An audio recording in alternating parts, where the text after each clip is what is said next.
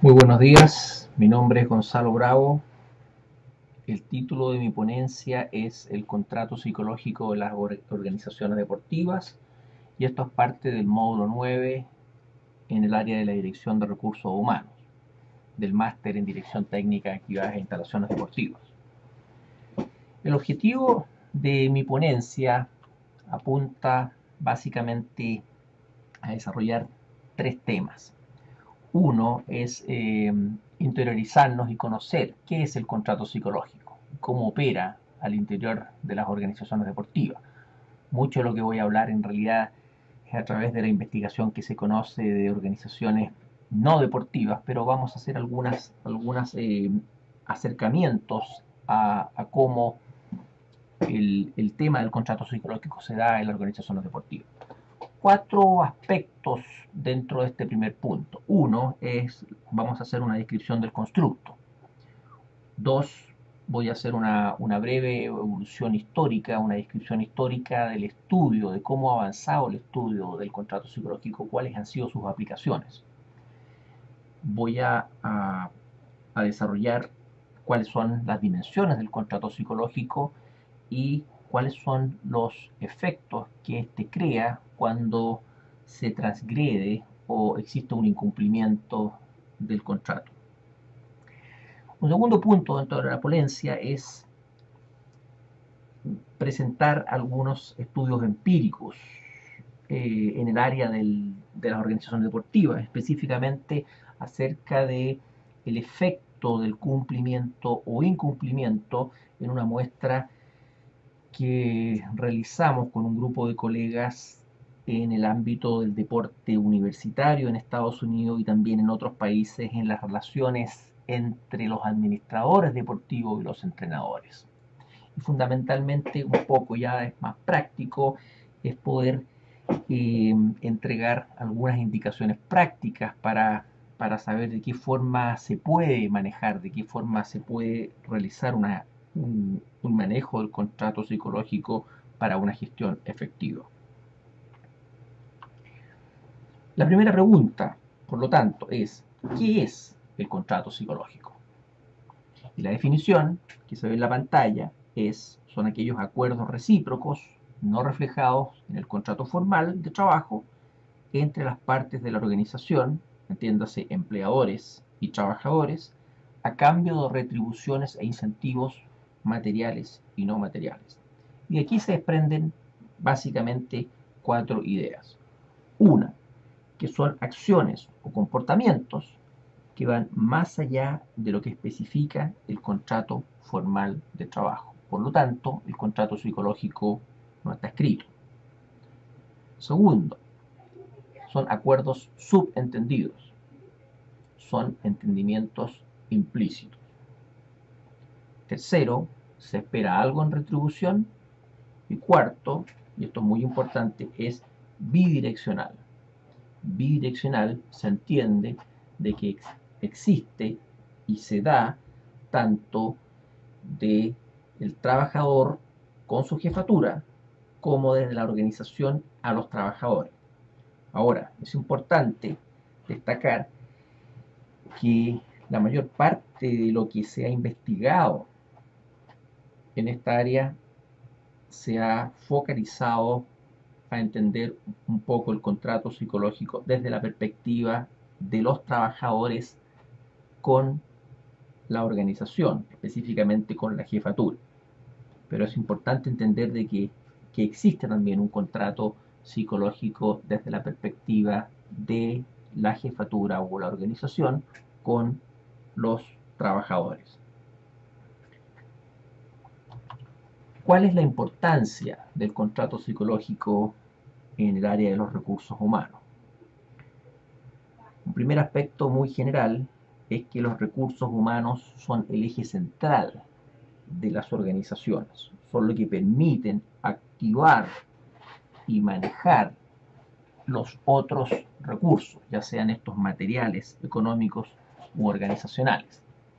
Por lo tanto, el adecuado manejo del contrato psicológico y de los recursos humanos en general es crítico para un efectivo desarrollo en cualquier negocio. Específicamente, en el caso del contrato psicológico, vamos a ver de que tiene relación con la motivación y con la idea de la permanencia del trabajador en la organización, de una forma de evitar el recambio constante por una frustración o porque los trabajadores sienten que sus expectativas no están siendo satisfechas por el lugar al cual, para el lugar al cual ellos trabajan. Desde un punto de vista más práctico, como herramienta de recursos humanos, podemos decir que el contrato psicológico sirve como una herramienta o marco de referencia analítico, porque permite observar y predecir de alguna forma el comportamiento de trabajadores o de los trabajadores con su jefatura que estos tienen en las acciones no explícitas. Es decir, se entregan luces que de otra forma del comportamiento, que de otra forma información que no siempre se entrega de manera explícita.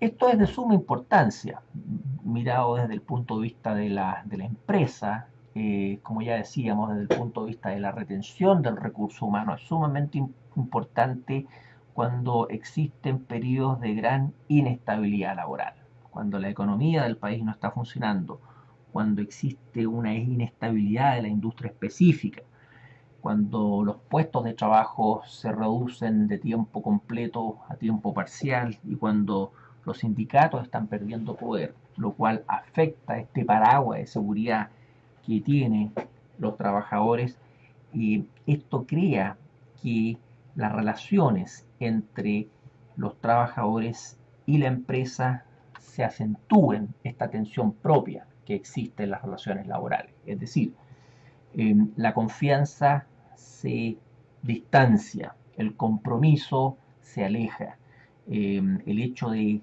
la lealtad hacia la organización, lo cual es crítico, ya decíamos, en las organizaciones de servicio, se va cada vez distanciando, y lo cual es un problema. Por lo tanto, un manejo adecuado del contrato psicológico ayuda de alguna forma a mantener la motivación y compromiso de la fuerza laboral con la empresa, con el propósito así de lograr los objetivos y metas organizacionales. En cuanto al constructo del contrato psicológico, vemos que existen tres aspectos que son de primordial interés. Primero es que el contrato psicológico es una relación de intercambio entre la organización y el trabajador, y asimismo entre el trabajador y la organización. Este intercambio se da en que ambas partes proveen algo a cambio de lo que obtienen. Un aspecto muy crítico de esto es que este intercambio se realiza en base a percepciones. De esa forma, vemos que estas percepciones o este intercambio son a través de acuerdos implícitos, a través de percepciones que existen acuerdos, a través de supuestas promesas por cada una de las partes.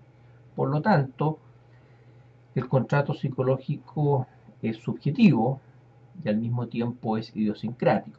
Pero como vamos a ver, el efecto que tiene el incumplimiento del contrato psicológico o la transgresión de este tiene efectos negativos para el bienestar del trabajador, fundamentalmente afectando su permanencia, su satisfacción laboral y la confianza que éste tiene con la organización en general.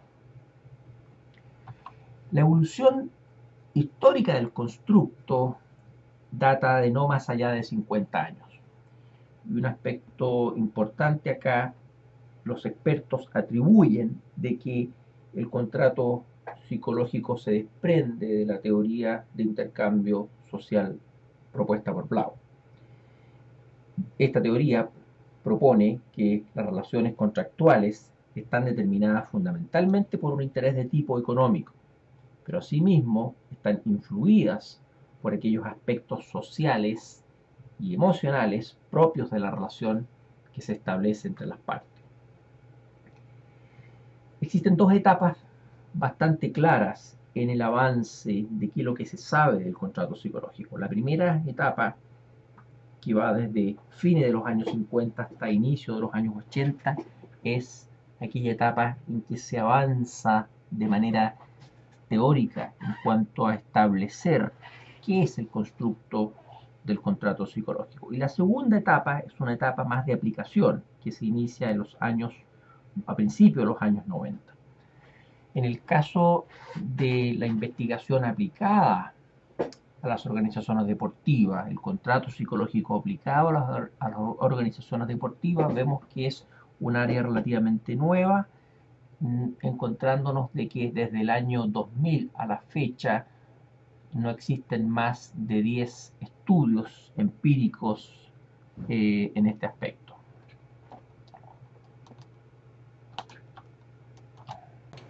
En esta primera etapa de la evolución histórica del contrato psicológico, que son los primeros 30 años, hay aporte desde distintas áreas del conocimiento, principalmente desde la psicoterapia, de la psicología clínica, de la psicología organizacional, del comportamiento organizacional y también del área específica de los recursos humanos. Menninger, un psicoterapeuta, propone de que el éxito de la terapia se da cuando existe no solamente una comunicación explícita, pero también cuando se es capaz de maximizar aquella comunicación implícita. Básicamente, Menninger propone de que el paciente se abre al terapeuta en la medida que éste sienta de que el terapeuta no es una amenaza. De esa forma se logra el canal de comunicación necesario para poder avanzar efectivamente en la terapia.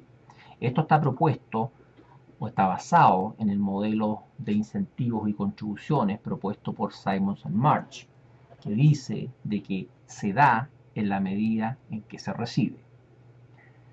Argyris es el primero que acuña el término contrato psicológico y específicamente aplicado en el contexto laboral.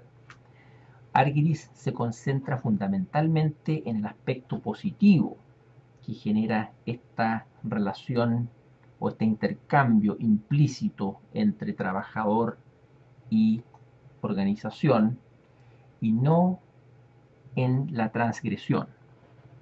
Levinson y asociados avanza o expande lo propuesto por Argyris, en lo cual ya se había logrado establecer de que el contrato psicológico tiene un beneficio positivo para el bienestar de los trabajadores, pero Levinson propone de que el contrato psicológico se deriva de necesidades insatisfechas y por lo tanto el incumplimiento de este contrato se genera por un conflicto de necesidades que se da entre la organización y el trabajador. Como vamos a ver más adelante, estas ideas son refutadas por Rousseau, quien dice que no son las necesidades las que inducen el contrato psicológico, sino los sentimientos, las actitudes, y finalmente el comportamiento del trabajador con la organización o la organización, en este caso la jefatura, con los trabajadores, los que estarían induciendo el contrato psicológico. De la misma línea, vemos que Chain plantea que compromiso, lealtad y entusiasmo por la organización se logra solo cuando los trabajadores están satisfechos en su trabajo. Y esto se va a cumplir en la medida en que las expectativas se logren, tanto para el trabajador como para la organización.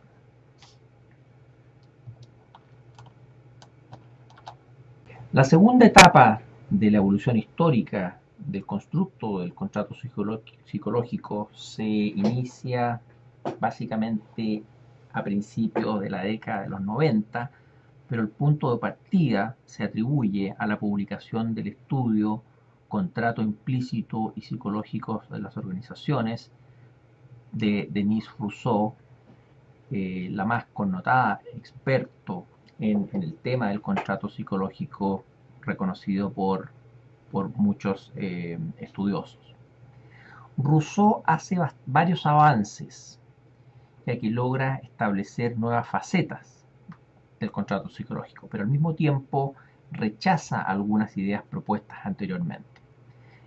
El aporte de Rousseau se resume fundamentalmente en que el énfasis del contrato se basa en creencias y supuestos, y hace énfasis en los sentimientos, actitudes y el comportamiento, más que en la necesidad, como ya explicábamos en la diapositiva anterior.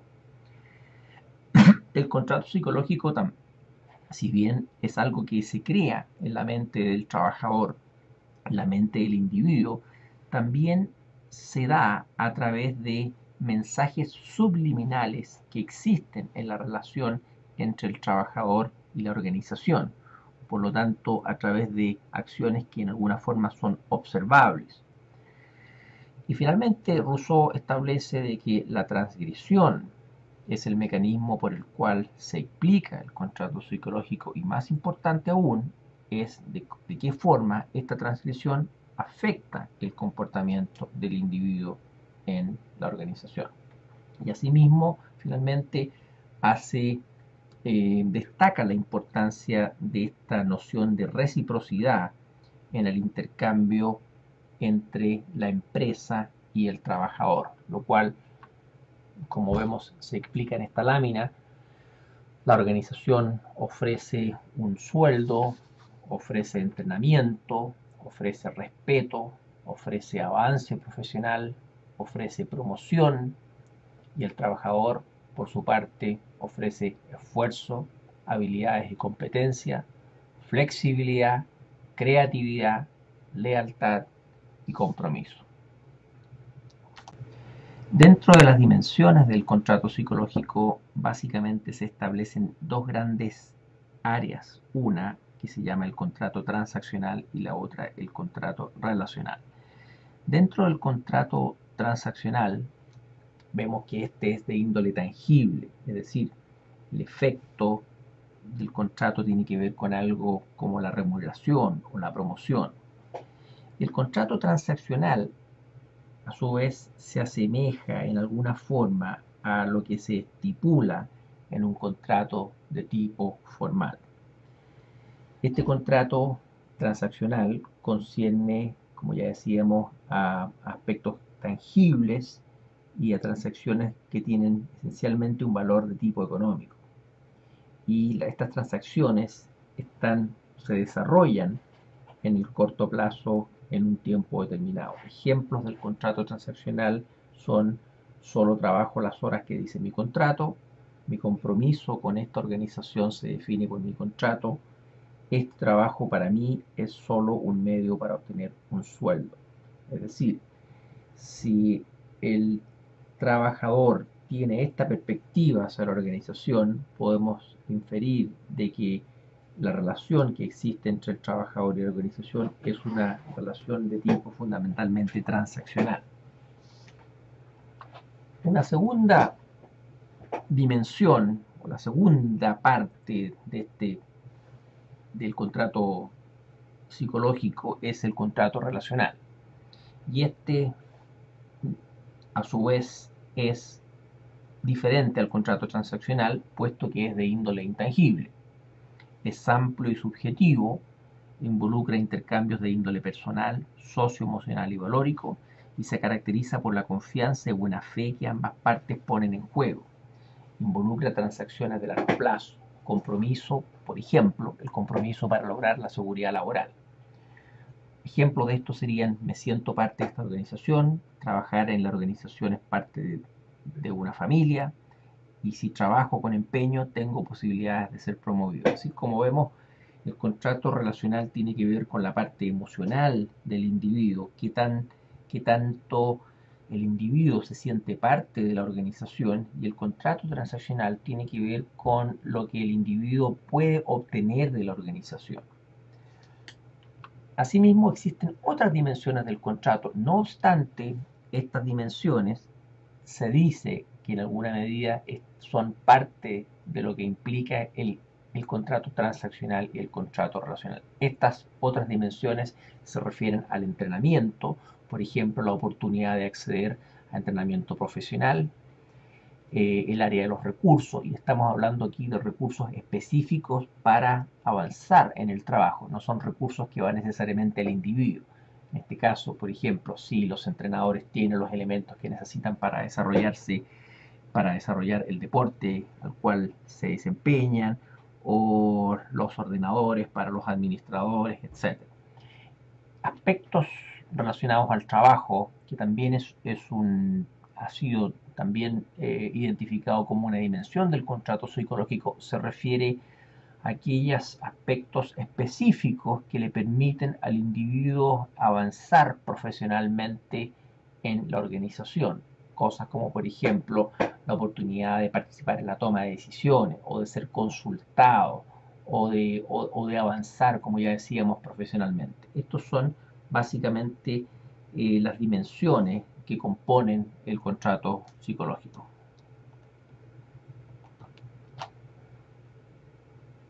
Como ya se había indicado anteriormente, Rousseau propuso de que es la transgresión el mecanismo por el cual se explica el contrato psicológico.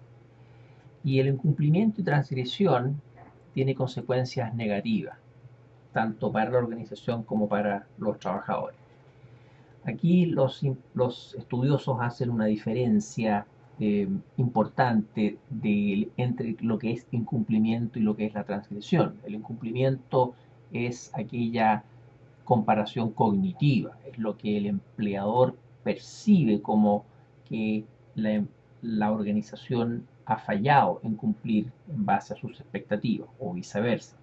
En tanto, la transgresión es el estrés que produce, la herida emocional que produce esta discrepancia. Por lo tanto, se ocupan en alguna forma estos términos incumplimiento y transgresión de manera intercambiable, no obstante el significado apunta a elementos diferentes. Ahora, los incumplimientos son de tipo subjetivo, ya que se basa en base a percepciones más que de acuerdos tácitos o explícitos, como ya habíamos indicado anteriormente. Ahora, las consecuencias del incumplimiento del contrato psicológico son varias, y aquí voy a dar una lista de aquellos que han sido parte de estudios y que de alguna forma han arrojado y han corroborado un poco la veracidad de este constructo del contrato psicológico y el impacto negativo que tiene cuando existe un incumplimiento en este acuerdo de tipo implícito.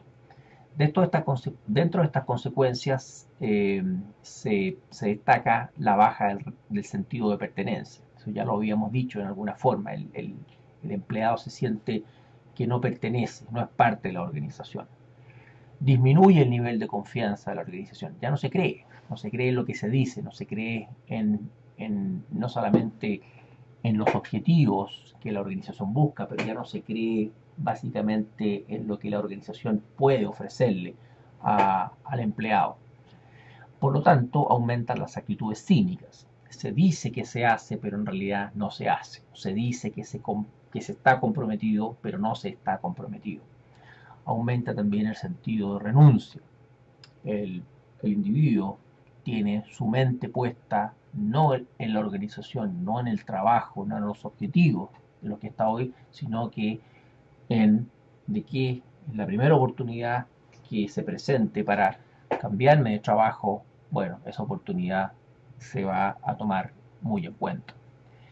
Por lo tanto, hay un aumento del descontento laboral, hay una disminución general hacia el compromiso con la organización, lo cual afecta el rendimiento laboral y además produce un aumento en el comportamiento, o reduce, el comportamiento cívico. Esto significa que el individuo ya no considera la organización como su familia, por lo tanto le da lo mismo si es que la organización cumple o no cumple los objetivos, incluso al punto de que el individuo comienza a usufructuar de ciertos beneficios que no le corresponden, es decir, comienza a ocupar la fotocopiadora para cosas de tipo personal, comienza a ocupar el tiempo para el cual se le paga en esta empresa en aspectos de tipo personal, etc. Es decir, el individuo no está comprometido con la empresa, lo único que quiere es abandonarla lo antes posible.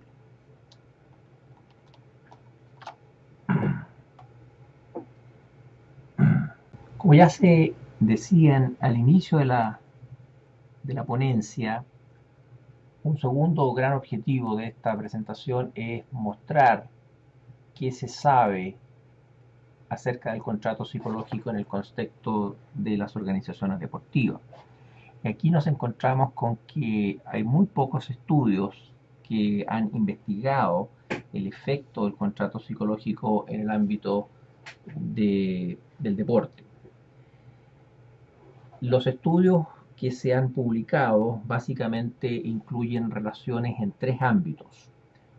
Relaciones del contrato psicológico entre administradores y voluntarios de eventos deportivos, el contrato psicológico entre los administradores deportivos y los entrenadores, y el contrato psicológico entre los atletas, los jugadores de un equipo y los entrenadores. Son ámbitos distintos, pero los tres ocurren dentro de lo que son las organizaciones deportivas.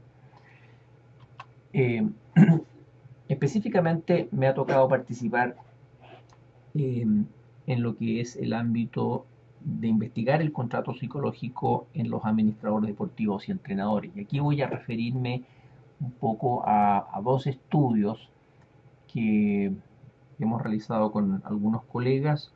Uno que se hizo en el marco de lo que es el deporte universitario en Estados Unidos, y el segundo en una muestra de entrenadores deportivos que se tomó en 4 países.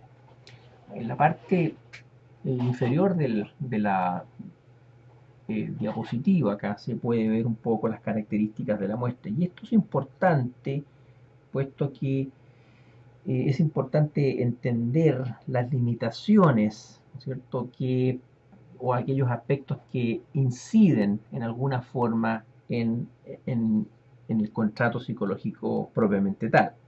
Por ejemplo, en la muestra que tomamos en las organizaciones deportivas en Estados Unidos, que son básicamente entrenadores al interior de departamentos de deporte universitario, la NCAA, la muestra fue una muestra aleatoria porque no solamente la cantidad, pero al mismo tiempo la diversidad de condiciones de tipo de trabajo los entrenadores es muy grande. Es decir, uno se encuentra con los entrenadores de aquellos deportes que se llaman deportes generadores de recursos, en que ganan cifras que superan el $1.000.000, hasta aquellos entrenadores que no tienen un contrato de tiempo completo y que el sueldo al que reciben no les permite prácticamente vivir, y por lo tanto viven además de otros trabajos.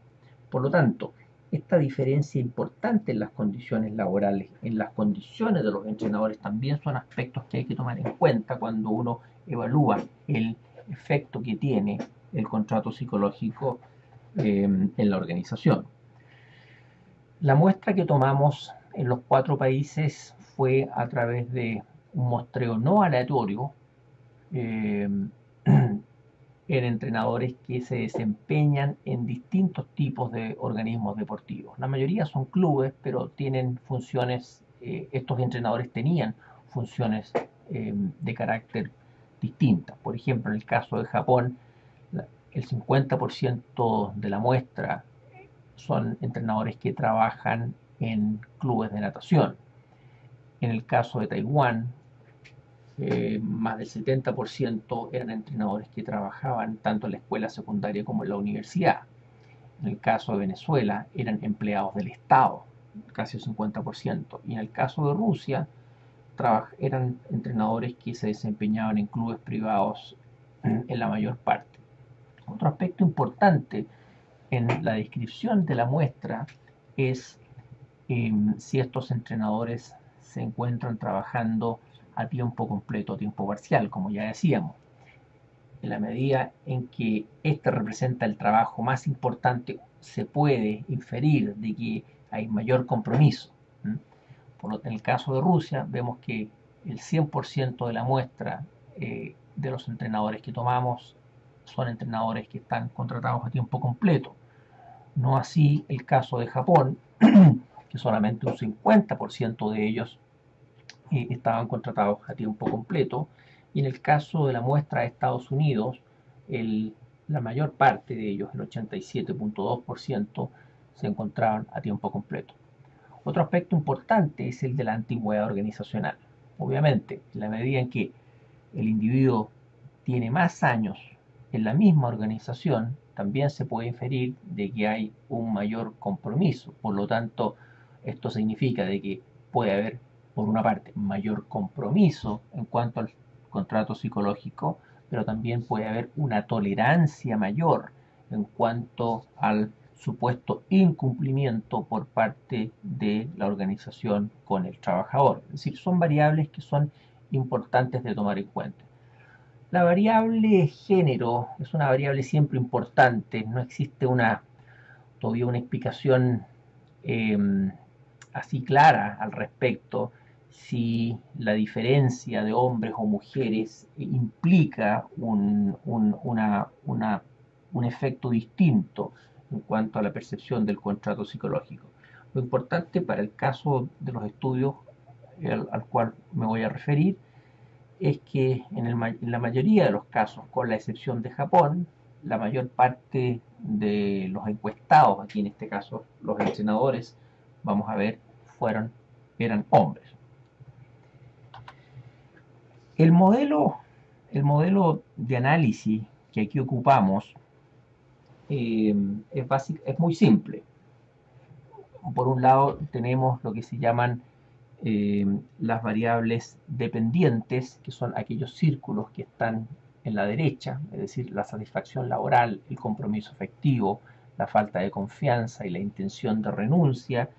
Las tomamos en este caso como variables dependientes, es decir, son un poco el efecto que se produce a raíz del cumplimiento o incumplimiento de la dimensión del contrato psicológico que representa la variable independiente, que son los círculos del centro, en este caso el contrato transaccional, el contrato relacional o los otros tipos de contratos que ya explicábamos, como el entrenamiento, los recursos o el llamado aspectos del trabajo. Aquellos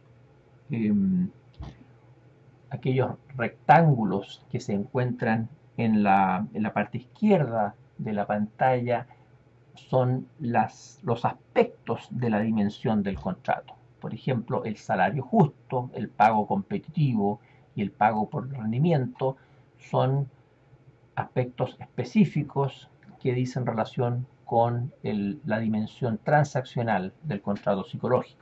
Por otra parte, el trato justo, el respeto y el apoyo son aspectos de la dimensión del contrato relacional. Y como ya decíamos anteriormente, aquí se puede ver de manera más clara, en el caso del contrato transaccional vemos que se refiere a aspectos no solamente de tipo tangible, sino que también de aspectos de índole económico, en que hay una transacción de tipo económica de por medio, a diferencia del contrato relacional, en que estos aspectos se refieren a temas de tipo emocional y que no necesariamente tienen que ver con aspectos tangibles o de índole de tipo económico. Los resultados del estudio que se hizo con los entrenadores de los departamentos universitarios básicamente apuntaba a entender el cumplimiento del contrato psicológico sobre una serie de consecuencias o aspectos del trabajo, como lo son la satisfacción laboral, el compromiso afectivo, la falta de confianza y la intención de renuncia. Y este estudio demostró de que tanto la dimensión transaccional como relacional tenían un efecto o explicaban de alguna forma estadísticamente significativa eh, el efecto que tenía el contrato psicológico, el cumplimiento del contrato psicológico sobre estos aspectos del trabajo.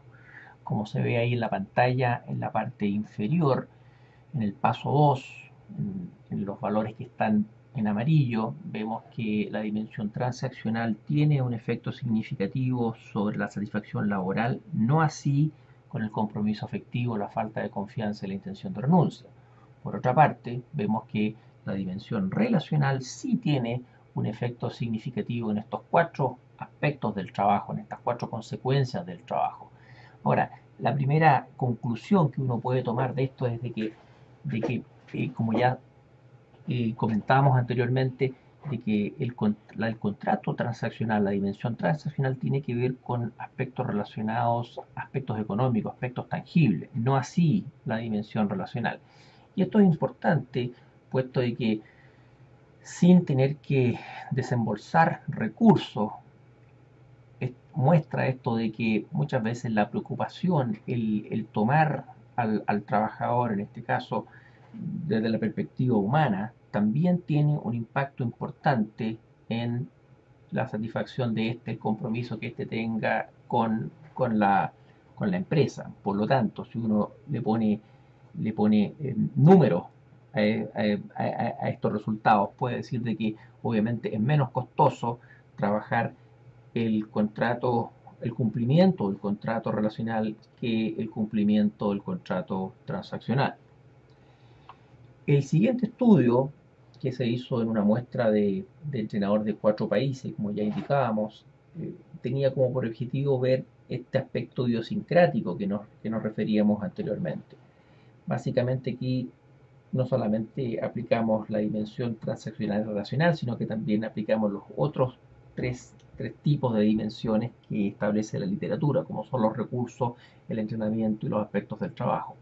Para esta muestra, en este caso, el objetivo fue ver la consecuencia, el cumplimiento del contrato,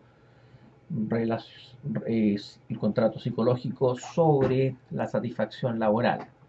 Y aquí los resultados, como se pueden ver en el paso 2, aquellos que están en amarillo son los que son estadísticamente significativos. Vemos que la dimensión transaccional tenía un efecto significativo en los entrenadores de Japón, no así en el resto de los entrenadores.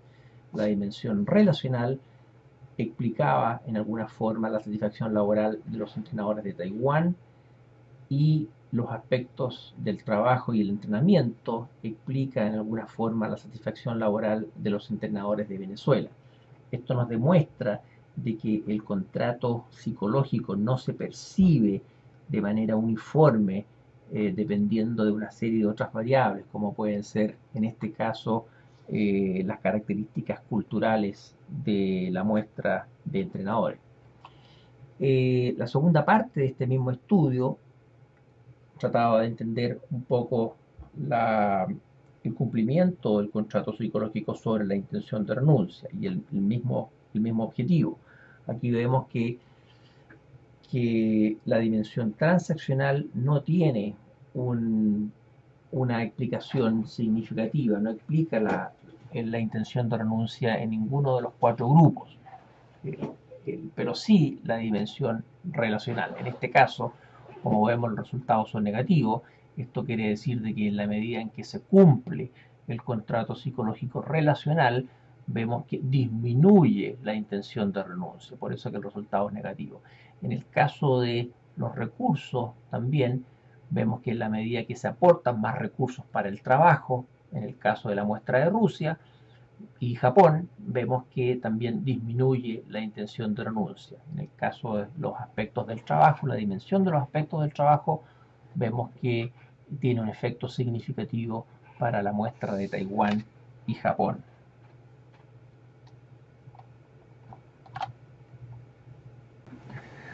Bueno, finalmente, ¿cómo se maneja el contrato psicológico? En esto la literatura no entrega una lista de recomendaciones así absolutamente precisa.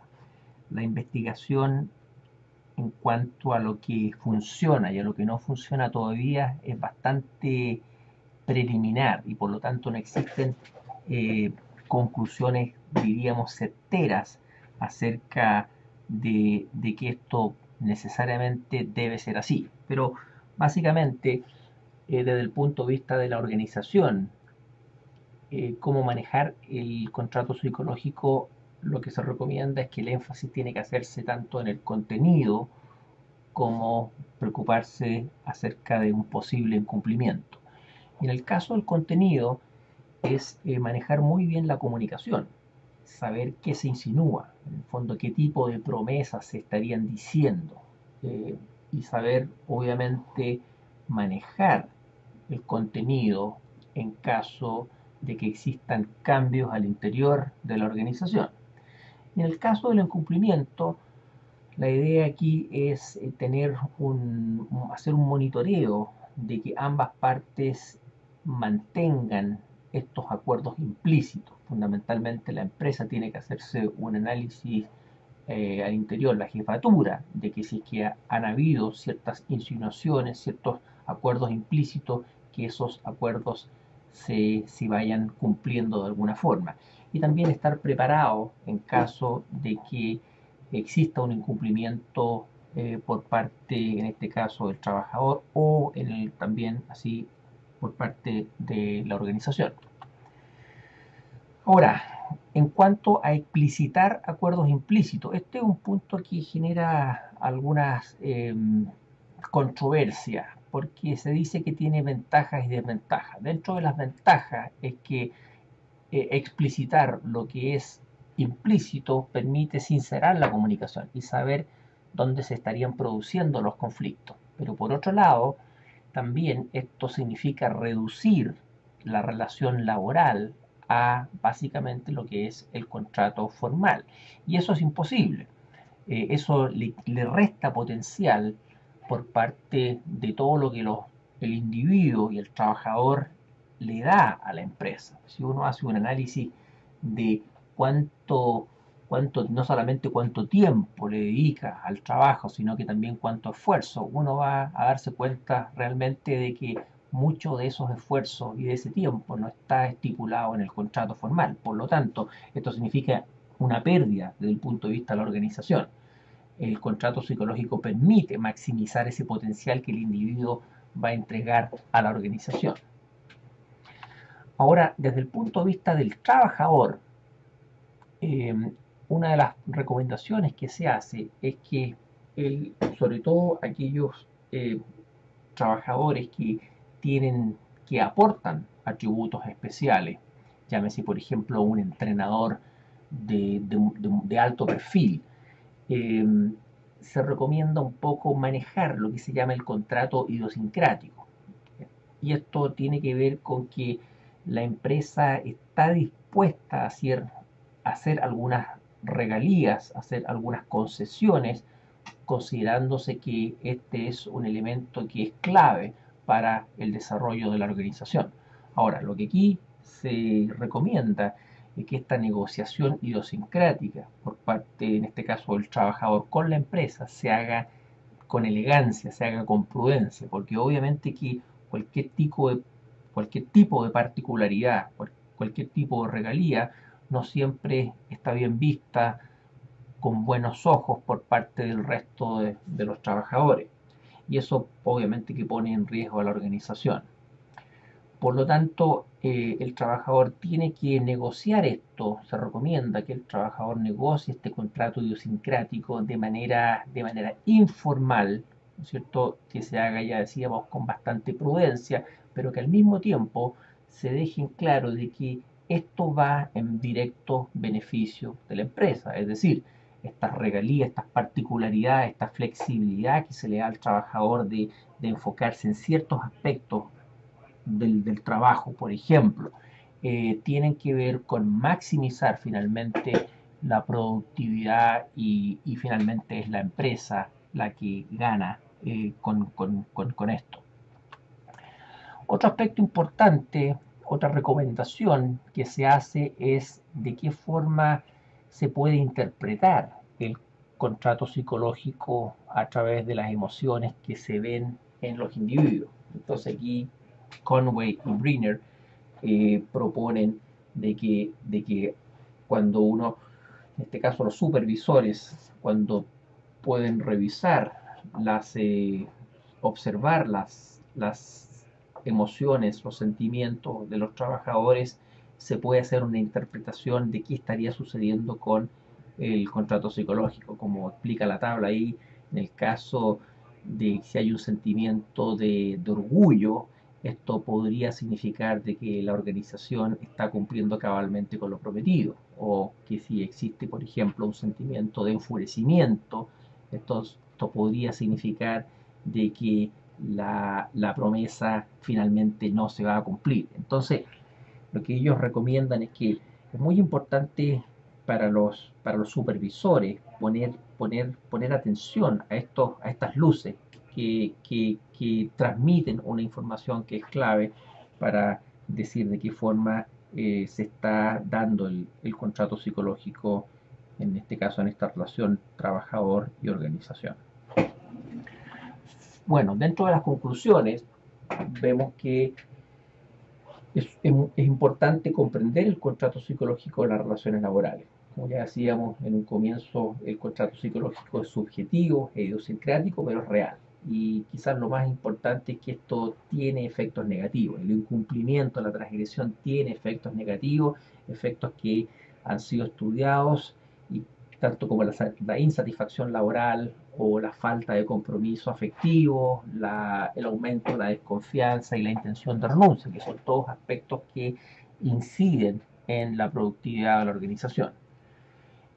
Otro aspecto que se puede concluir es que, y específicamente si nos concentramos en el valor de la dimensión relacional, es que no solamente el dinero afecta la estabilidad y la continuidad en el trabajo, también el sentirse parte, el sentirse apoyado son elementos importantes para los trabajadores.